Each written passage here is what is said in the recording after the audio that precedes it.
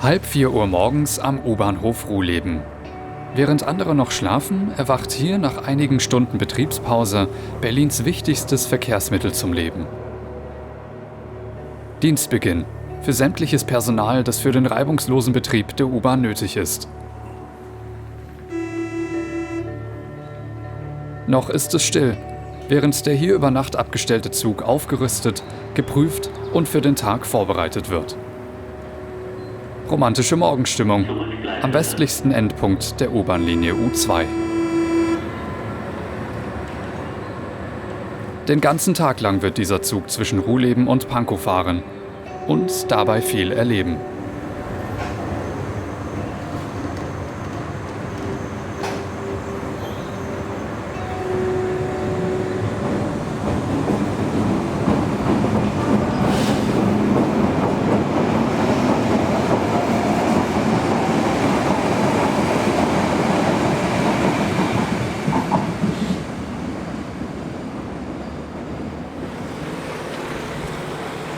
Heute kommt Nachwuchs zur Berliner U-Bahn. Seit über einem Jahr kommt alle paar Wochen ein neuer Zug der Baureihe IK für das U-Bahn-Kleinprofil, also für die Linien U1 bis U4. Vom Inbetriebnahmewerk des Herstellers Stadler Pankow kommen nun 2 von 4 Wagen der Einheit 1062 zur Betriebswerkstatt Grunewald am U-Bahnhof Olympiastadion. Die anderen 2 Wagen kamen bereits am Vortag. Nun werden die Wagen heruntergelassen und betreten ganz offiziell ihr endgültiges Zuhause, die Schienen der U-Bahn Berlin. Die neuen Züge werden dringend erwartet, denn viele der alten Züge sind ans Ende ihrer Laufzeit gekommen. 100 Wagen der Baureihe IK fahren bereits im Kleinprofil, meistens auf der U2. Nach 1062 kommen noch 2 Einheiten. Jetzt geht es darum, aus den 4 einzelnen Wagen einen durchgängigen 4-Wagenzug zu machen, damit er schon bald durch Berlins Untergrund rollen kann. Die Berliner U-Bahn. Mit 10 Linien, 146 Kilometern und 173 Bahnhöfen das wichtigste Verkehrsmittel in Berlin und eine der modernsten Untergrundbahnen in ganz Europa. Seit 1902 wächst sie stetig und ist zum größten zusammenhängenden Nahverkehrsnetz dieser Art in Deutschland geworden. Die U-Bahn besteht aus 2 eigentlich voneinander unabhängigen Netzen, das sogenannte Klein- und Großprofil. Zusammen zeigen sie sich in alt und modern, fahren quer durch die Stadt und raus in die Natur und sind grundlegend abwechslungsreich.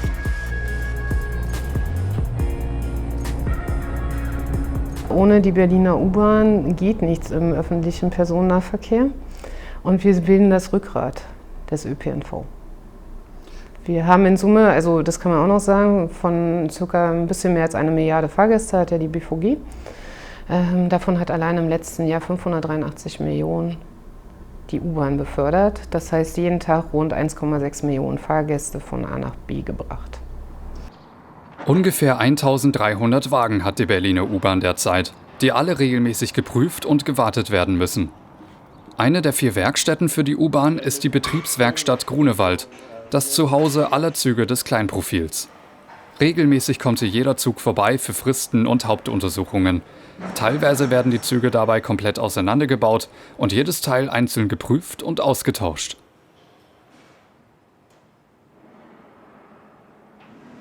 Besonders an der Berliner U-Bahn ist dabei die hauseigene Komponentenfertigung. Da die Züge ein Durchschnittsalter von über 25 Jahren haben, werden Ersatzteile knapp. Damit sie aber weiterhin lange eingesetzt werden können, baut man sich die nötigen Teile einfach selbst. Und das für gut 17 unterschiedliche Baureihen. Einzigartig für einen solchen Verkehrsbetrieb. So werden die Züge immer wieder fit gemacht, um noch viele Jahre fahren zu können.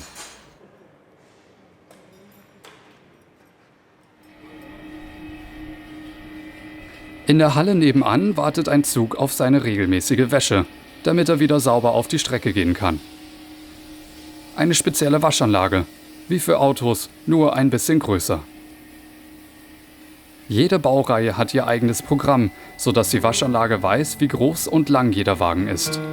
Heute sind Wagen 493 der Baureihe A3 und seine Artgenossen dran.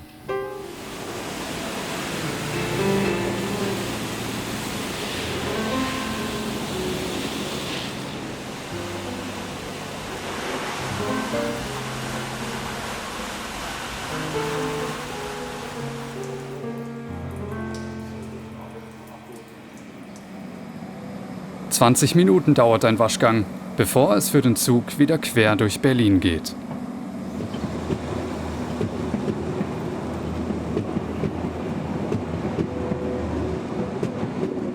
Mittlerweile ist die IK-Einheit 1062 fertig zusammengekuppelt. Bei der Berliner U-Bahn werden die Baureihengenerationen mit Buchstaben gezählt. Nach den Vorgängerbaureihen H und HK kommt nun der IK. K steht dabei für Kleinprofil. Die ersten Meter Fahrt auf den Gleisen der U-Bahn stehen an. Allerdings nicht aus eigener Kraft. Der Zug wird mit einer Akkulok in die Halle gebracht. Fahrgäste kann der Zug noch nicht sofort befördern. Erst muss er in Betrieb genommen, getestet und von der Technischen Aufsichtsbehörde abgenommen werden.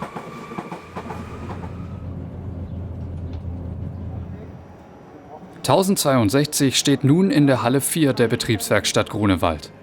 Ein Zukunftsprojekt, das auch ein Vorbild für andere Betriebe sein soll.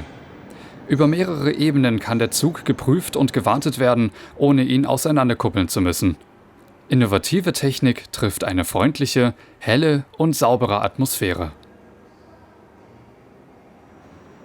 Nachdem Stromspannung an 1062 gelegt wurde, ist der Zug jetzt bereit, eingeschaltet zu werden. Das erste Erwachen, bevor über Jahrzehnte Millionen von Fahrgästen hier sitzen und stehen werden. Nun werden alle Funktionen überprüft, bevor schon bald der erste Fahrgasteinsatz auf der U-Bahn-Linie U2 beginnen kann.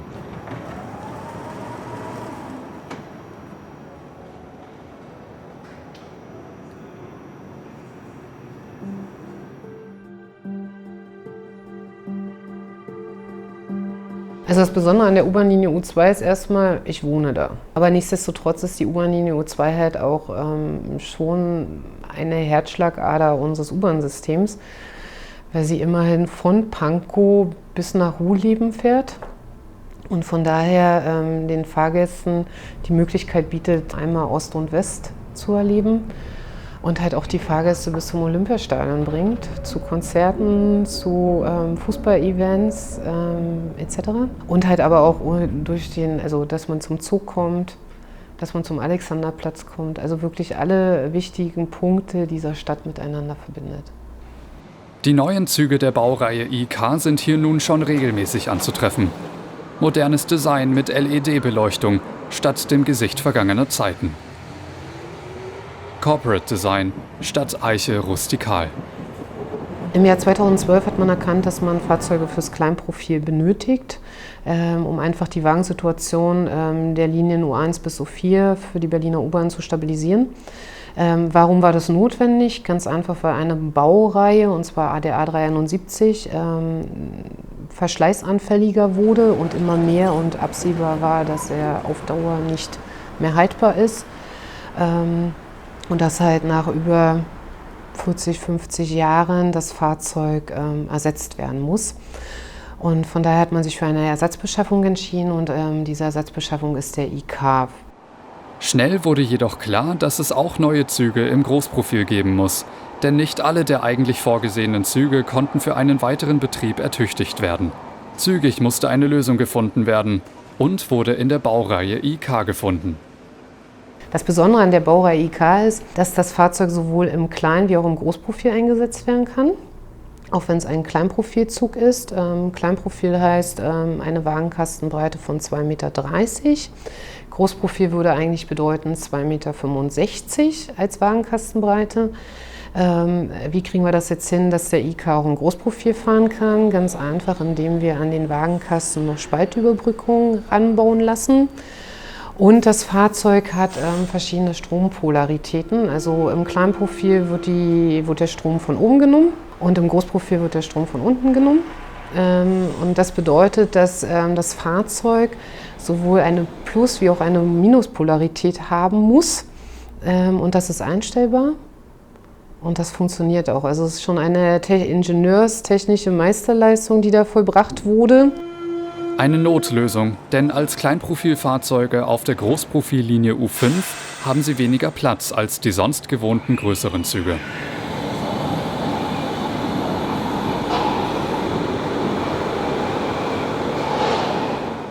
Die Einheit 2700, die aus den Wagen 2700 und 2701 besteht, gehört zu der Baureihe F79. Eben die, die aufgrund von Korrosions- und Rissschäden nicht ertüchtigt werden kann und schon zu Haufe abgestellt wurde. Nur wenige Einheiten fahren noch. Die Einheit 2700 ist sogar die einzige ihrer Art auf der U5. Hier mittig zwischen zwei ertüchtigten F-Zugeinheiten gekuppelt.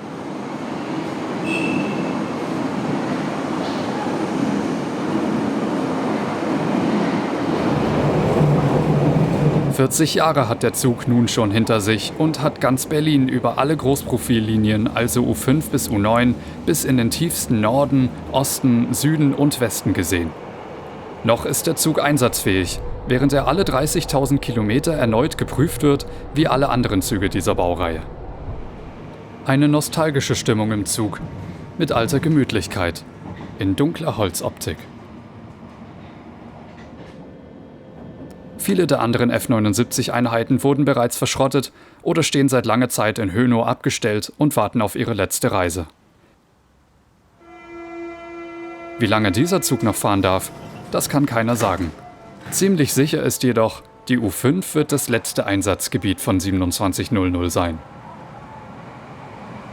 Die Linie U5 ist dahingehend besonders, das ist die einzige U-Bahn-Linie, die zu DDR-Zeiten erweitert wurde. Sie wurde während der Plattenbauphase oder Bauphase im Bezirk Hellersdorf gleich mitgeplant. Und sie verbindet Brandenburg mit der Berliner Innenstadt, also heute von Hönow bis nach Alexanderplatz. Ab Ende nächsten Jahres haben wir vor, die U5 von Hönow bis zum Hauptbahnhof zu führen. Und was noch das Besondere ist, bei der Fertigstellung der U5 hat man mal kurz auch ein bisschen die Landesgrenzen verschoben. Das ging scheinbar noch zu DDR-Zeiten. Also wenn man auf dem U-Bahnhof Hönow ist man noch in Berlin. Wenn man den Schritt aus dem U-Bahnhof, also aus dem U-Bahn-Gebäude geht, dann befindet man sich in Brandenburg. Aber die Berliner U-Bahn fährt derzeitig nur in Berlin und hält auch nur in Berlin und noch nicht in Brandenburg. Vielleicht mal in der Zukunft. Ein ganz eigener Charme auf der U5. Hier ist die Zeit teilweise stehen geblieben. Und es gibt noch einige mehr Besonderheiten. Der Bahnhof Wuhletal. Einzigartig im gesamten U-Bahn-Netz, denn hier stehen sich S- und U-Bahn direkt gegenüber und halten am selben Bahnsteig. Hier gibt es auch die einzige Gleisverbindung zwischen dem BVG-U-Bahn-Netz und der DB Netz AG. So wurden 2017 auch die neuen IK-Züge zur U5 gebracht. Nun gehören sie zum Alltag auf der Linie.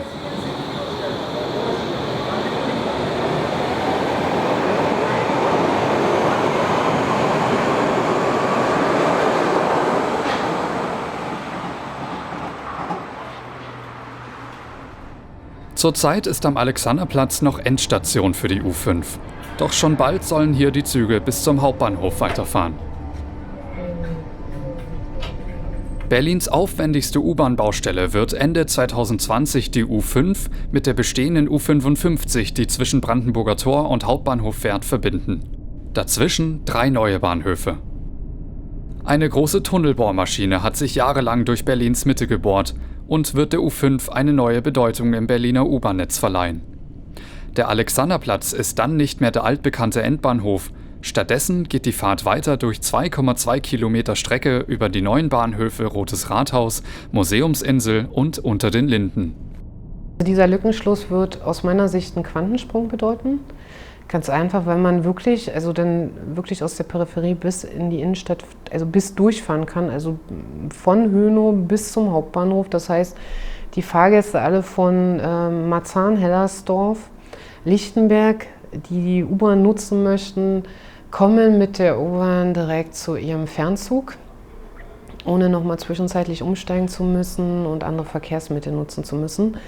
Der zweite Quantensprung dabei ist, man kommt mit der U-Bahn ins historische Zentrum und kann sich tatsächlich auch die Wahrzeichen dieser Stadt angucken. Der Bahnhof Unter den Linden ist der größte der 3 Neubahnhöfe. Hier kreuzen sich künftig die neue U5 und die bestehende U6.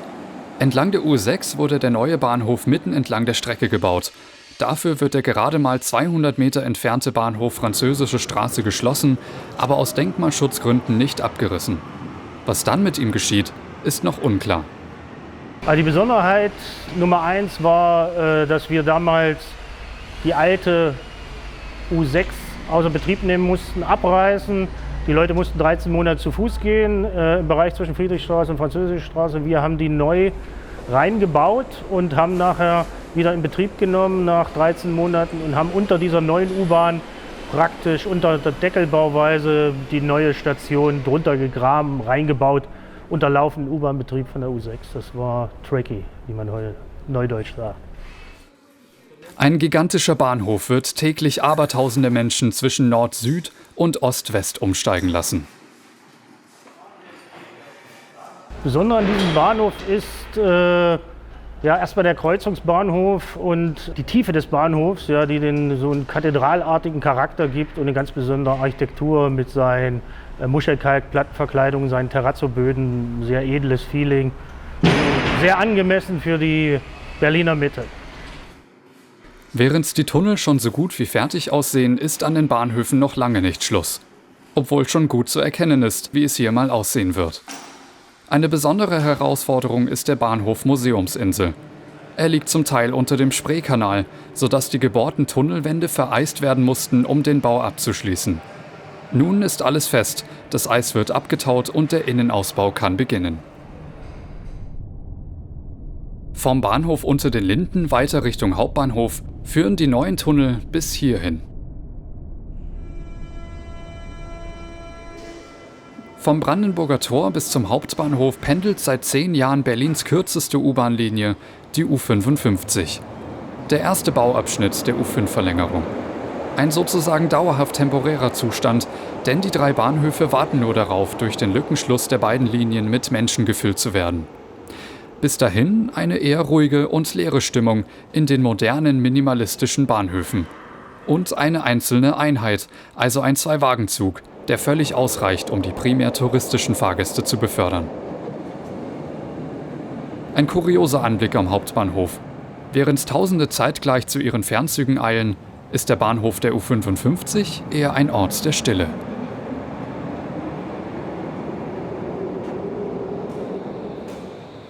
Nach einigen Tagen ist IK-Einheit 1062 im Alltag angekommen. Fahrgasteinsatz, primär auf der Linie U2. Zusammen mit einer weiteren IK-Einheit wird ein 8-Wagenzug gebildet und den ganzen Tag lang hin und her gefahren. Im Dienste der lebendigen Stadt, mit pro Tag rund 12.000 Fahrgästen in einem Zug.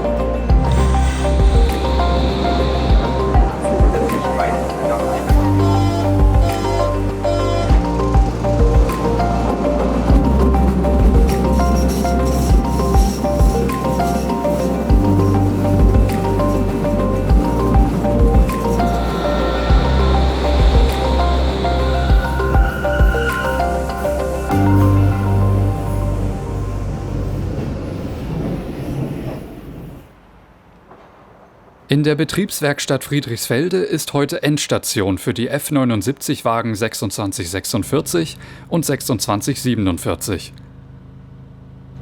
Sie sind einer der Wagen, die durch Risse und Schäden nicht mehr in den Fahrgasteinsatz geschickt werden können. Bereits seit Ende 2018 fährt diese Einheit nicht mehr und diente bisher als Ersatzteilspender.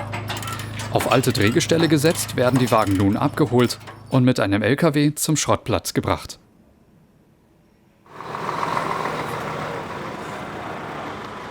Aufbruch.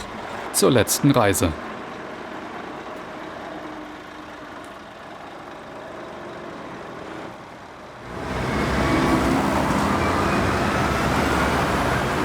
...40 Jahre lang war diese Einheit im Einsatz, hat die ganze Stadt gesehen, zumindest von unten, und Geschichte miterlebt.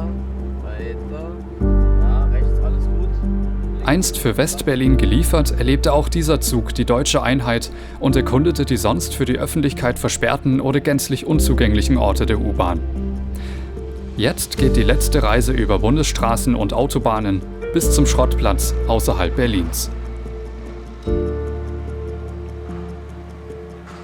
Ich glaube, so ein Fahrzeug hat eine ganze Menge Geschichten zu erzählen, wenn man ihn fragen würde. Also auch bestimmt ganz viele persönliche, private Geschichten, weil er hat ja eine Menge Fahrgäste in seinem Leben von A nach B befördert und könnte uns bestimmt schon einiges mitgeben von den Berlinern und von dem Wandel auch dieser Stadt.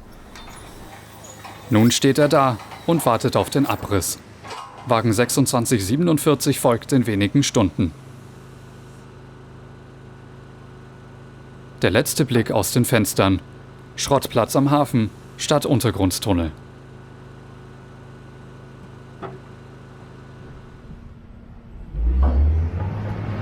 Wenige Tage nach dem Abtransport wurden sämtliche Einzelteile ausgebaut, sodass nun der Bagger die letzten Schritte vollenden kann.